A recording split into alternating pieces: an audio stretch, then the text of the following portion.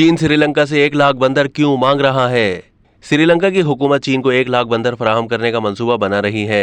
बरतानवी नशरियाती इदारे की रिपोर्ट के मुताबिक महिंदा अमरावीरा का कहना है कि चीन ने श्रीलंका से 1 लाख बंदर अपने मुल्क भेजने की दरख्वास्त की है।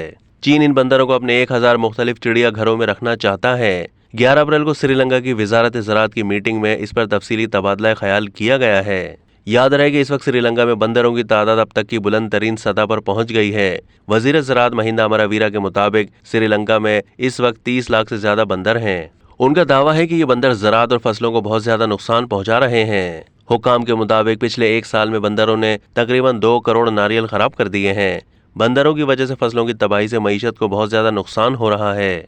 इसी वजह से उन्होंने कुछ बंदर चीन भेजने का फैसला किया है। रिपोर्ट के मुताबिक कुछ लोगों ने खदशा जाहिर किया है कि चीन इन बंदरों का गोश्त के लिए इस्तेमाल कर सकता है। वजीर ज़राअत महिंदा ने ऐसे किसी इम्कान को मुस्तरद कर दिया है और कहा है कि श्रीलंका में बंदरों को पकड़ने से लेकर चीन ले जाने तक के तमाम अखराजात चीन बर्दाश्त करेगा। महिंदा का कहना है कि बंदर को पकड़ने में तकरीबन 5000 श्रीलंकन रुपए खर्च होते हैं।